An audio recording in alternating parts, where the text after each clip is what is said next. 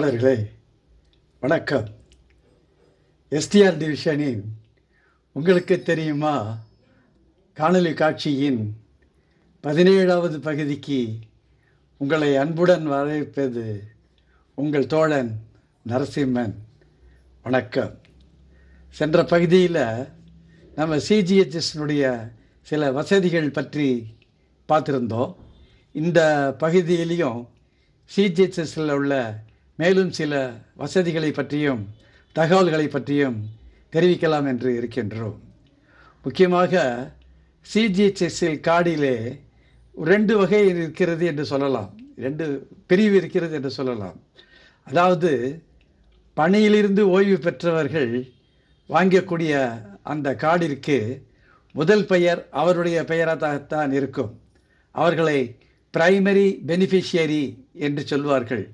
அவர்களுடைய ஸ்பௌஸ் அவர்களை secondary beneficiary என்று கூப்பிடுவார்கள். இது பெரிய வித்தியாசமாக ஒன்றுமில்லை. இது கணவனாக இருக்கலாம் அல்லது மனைவியாக இருக்கலாம். யார் பணியிலிருந்து ஓய்வு பெற்று சிஜிஹெச்எஸ்ஸிற்கு பணத்தை கட்டி அதற்கு கார்டை வாங்கியிருக்கிறார்களோ, பென்ஷனராக இருக்கிறார்களோ, அது ஆணோ பெண்ணோ யாராக இருந்தாலும் அவர்கள்தான் பிரைமரி பெனிஃபிஷியரி என்று சொல்வார்கள். இதில் சில விஷயங்கள் இருக்கிறது, அதை பற்றி நாம் இப்பொழுது பார்க்கலாம். உதாரணமாக பென்ஷனர்களுடைய 75 வயதுக்கு மேற்பட்டவர்களுக்கு ஆண்டுக்கு ஒரு முறை எம்பேனல் ஹாஸ்பிட்டலிலே மாஸ்டர் செக்கப் செய்து கொள்ளலாம் என்ற ஒரு உத்தரவு இருக்கிறது. அதுக்கு யாருக்கு பொருந்தும் என்று சொன்னால் இந்த பிரைமரி பெனிஃபிஷியருக்கு தான் பொருந்தும். செகண்டரி பெனிஃபிஷியருக்கு அது வழங்கப்படவில்லை. ஆகையால் இந்த ஒரு விஷயத்தை நீங்கள் கவனத்தில் வைத்து கொள்ள வேண்டும்.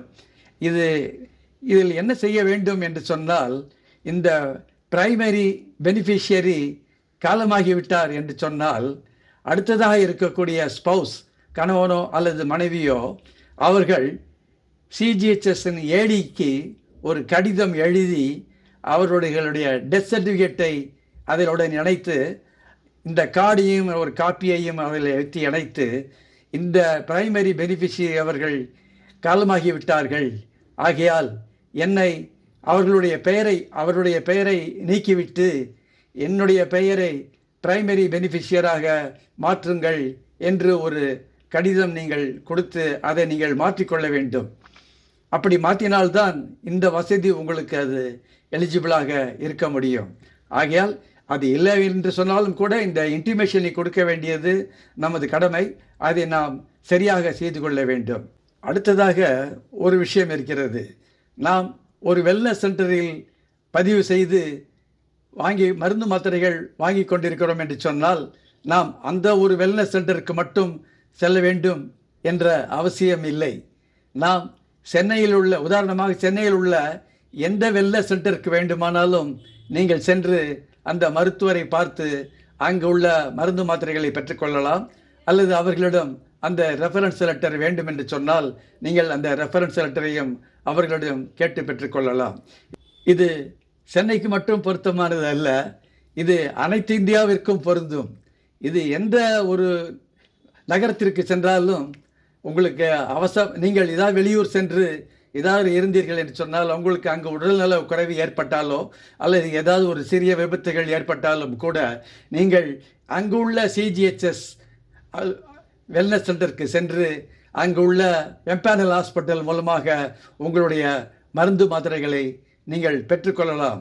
உதாரணமாக சொல்ல வேண்டும் என்று சொன்னால் டெல்லி போன்ற நகரங்களில் எய்ம்ஸ் உள்ள இடங்களிலெல்லாம் நமக்கு சிஜிஹெச்எஸ் பெனிஃபிஷியரி எலிஜிபிளாக உண்டு, கேஷ்லெஸ் ட்ரீட்மெண்ட்டு உண்டு. ஆகையால் இது நாம் ஒரு இன்சூரன்ஸ் கார்டு போல, எமர்ஜென்சி கார்டு போல கையில் வைத்திருப்பது ரொம்ப மிக அவசியம். வெளியூர் அடிக்கடி செல்லக்கூடிய தோழர்கள் இந்த கார்டை நீங்கள் கையிலேயே வைத்திருக்க வேண்டும். ஒரு உதாரணத்தை நான் இங்கு சொல்லுகின்றேன். நமது தமிழகத்தைச் சேர்ந்த ஒரு சிஜிஹெச்எஸ் பெனிஃபிஷியரி உத்தரப்பிரதேசத்திற்கு ஆன்மீக சுற்றுலா சென்றிருந்தார். அங்கு அவர்களுடைய வாகனத்திலே சுற்றி கொண்டு வரும்பொழுது எதிர்பாராத விதமாக ஒரு ஆக்சிடெண்ட் ஏற்பட்டு விட்டது. அவர்களை ஆஸ்பத்திரியில் அனுமதித்திருந்தார்கள். அப்பொழுது அந்த ஆஸ்பத்திரியில் உள்ளவர்கள் சொன்னார்கள், உங்களிடம் இன்சூரன்ஸ் கார்டு இருக்கிறதா என்று கேட்டார்கள். இல்லை என்று சொன்ன பொழுது, உங்களிடம் சிஜிஹெச்எஸ் கார்டு இருக்கிறதா என்று கேட்டார்கள்.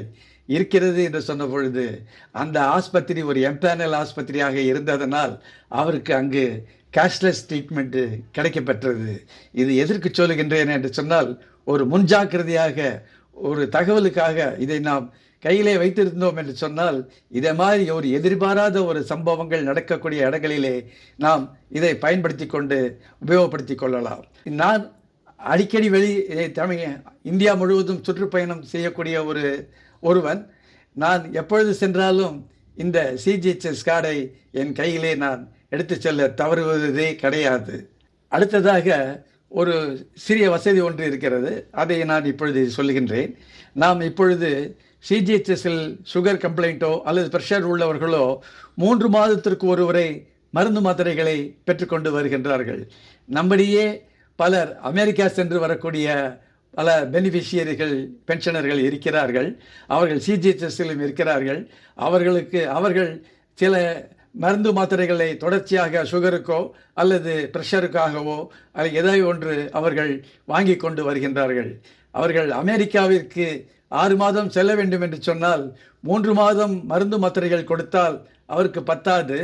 ஆகையால் அதற்கு ஒரு உத்தரவு இருக்கிறது. நீங்கள் அமெரிக்கா செல்ல வேண்டும் என்று சொன்னால், உங்களுக்கு அந்த மருந்து மாத்திரைகள் 6 மாதத்திற்கு தேவைப்படுகிறது என்று சொன்னால், அந்த சிஜிஹெச்எஸ் சிஎம்ஓவிடம் சென்று உங்களுடைய விமான பயண டிக்கெட்டை அவர்களிடம் காண்பித்து, நான் அமெரிக்கா செல்ல இருக்கின்றேன், எனக்கு 6 மாதத்திற்கான மருந்து மாத்திரைகளை கொடுங்கள் என்று சொன்னால், உங்களுக்காக அவர்கள் அந்த 6 மாதத்திற்கான ஒரு மருந்து மாத்திரைகளையும் அவர்கள் கொடுப்பார்கள். இந்த வசதி இருக்கிறது என்று நாம் தெரிந்து கொள்ள வேண்டும். அடுத்ததாக நமக்கு ஒரு வசதி இருக்கிறது. அதாவது நம்மளுடைய புதிதாக சிஜிஹெச்எஸ்ஸில் சேருபவர்களுக்கு பணத்தை சிஜிஹெச்எஸ்ஸில் கட்ட வேண்டும் என்று சொல்லும் பொழுது 30,000 ரூபாய், 50,000 ரூபாய், 78,000 ரூபாய், 1,20,000 ரூபாய் என்று உதாரணத்திற்கு சொல்லுகின்றேன், சரியாக சொல்லவில்லை.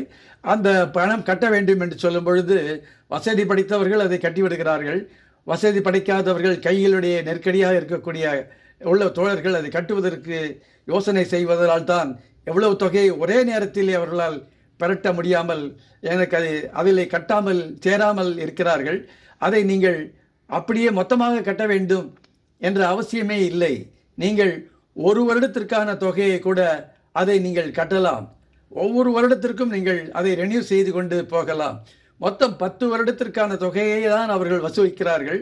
நீங்கள் மொத்தமாக 10 வருஷத்திற்கு நீங்கள் அந்த முதல் தொகையை சொன்ன தொகையை 30, 50, 78, 1,20,000 என்பது 10 வருஷத்திற்கான தொகை. அதை நீங்கள் 10ஆக டிவைட் செய்து ஒவ்வொரு வருடத்திற்குமான கொஞ்சம் 3,000, 4,000 ரூபாய் என்று ஒவ்வொரு வருடத்திற்குமாக நீங்கள் கட்டி அதை தொடரலாம். 10 வருடம் முடிந்த பிறகு அதை நிறுத்தி விடுவார்கள். அப்புறம் பிறகு உங்களிடம் வாங்க மாட்டார்கள். இந்த நன்றாக கவனித்துக் கொள்ளுங்கள். ஆகையால் நீங்கள் 2 வருடத்திற்கும் கட்டலாம், 4 வருடத்திற்கும் கட்டலாம். உங்களால் எவ்வளவு முடியுமோ அந்த அளவுக்கு நீங்கள் குறைந்தபட்சம் 1 வருடத்திற்கு நீங்கள் கட்டி அதில் இணைந்து கொள்ளலாம். ஆனால் பிஎஸ்என்எல்லில் நாம் கிளைம் செய்கிறோம் என்று சொன்னால், முதல் தடவை நாம் ஒரே ஒரு தடவை தான் அவர்கள் அதற்கான ரீஎம்பர்ஸ்மெண்ட் பணத்தை கொடுப்பார்கள். நீங்கள் 4,000 ரூபாய் கட்டி நீங்கள் சேர்ந்தீர்கள் என்று சொன்னால் உங்களுக்கு 4,000 ரூபாய் தான் திருப்பி வரும். மறுபடியும் கட்டுகின்ற பணத்தை அவர்கள் திருப்பி தரமாட்டார்கள். ஆகையால் ஒரு முறைதான் நமக்கு பிஎஸ்என்எல் அதுக்கு ரீஎம்பர்ஸ்மெண்ட் செய்வார்கள். ஆகையால் அதை பற்றி நீங்கள் யோசித்து உங்களுக்கு எது சௌகரியமோ அதை நீங்கள் செய்து கொள்ளலாம் என்ற இந்த ஒரு தகவலையும் நான் இங்கே தெரிவித்துக் கொள்கின்றேன். உதாரணமாக சொல்ல வேண்டும் என்று சொன்னால், நமது எஸ்டிஆர் டிவிஷன் மாவட்ட செயலர் என்எஸ் தீனதயாளன் அவர்கள் இந்த சிஜிஹெச்எஸ்ஸிற்கு வருடந்தோறுமாகத்தான் அவர் அந்த ரினியூவல் செய்து கொண்டு அந்த பயனை அனுபவித்து வருகின்றார் என்ற ஒரு சிறிய தகவலையும் இந்த நேரத்தில் நாம் சொல்லிக்கொள்ள விரும்புகிறேன். தொடர்களே, சிஜிஹெச்எஸ்னுடைய தகவல்களையும் பலன்களையும் பற்றி சொல்வதை பற்றி இத்துடன் முடித்துக் கொள்ளலாம் என்று நினைக்கின்றேன். சிஜிஹெச்எஸ்ஸை பற்றி சொல்வதற்கு ஏகப்பட்ட விஷயங்கள் இருக்கிறது, உத்தரவுகள் இருக்கிறது. ரொம்ப டீப்பாக சென்றோம் என்று சொன்னால் அது தேவையில்லாதது. தேவையான ஒரு அவசியமான செய்திகளை மட்டும்தான் நாம் இதுவரை சொல்லியிருக்கின்றோம். சந்தேகம் உள்ளவர்களுக்கு மட்டும் நம்மை தொடர்பு கொண்டால் அவர்களுக்கு அந்த விளக்கங்களை நாம் தெரிவித்துக் கொள்ளலாம். மொத்தமாக இங்கே தெரிய வைக்க வேண்டிய அவசியம் இல்லை என்று நினைக்கின்றோம். இந்த விளக்கங்கள் உங்களுக்கு பயனுள்ளதாக இருந்திருக்கும் என்று நினைக்கின்றோம். மீண்டும் ஒரு புதிய செய்தியுடன், புதிய தகவலுடன் அடுத்த வாரம் உங்களை மீண்டும் சந்திக்கிறேன். அதுவரை உங்களிடமிருந்து விடைபெறுவது உங்கள் தோழன் நரசிம்மன். நன்றி, வணக்கம்.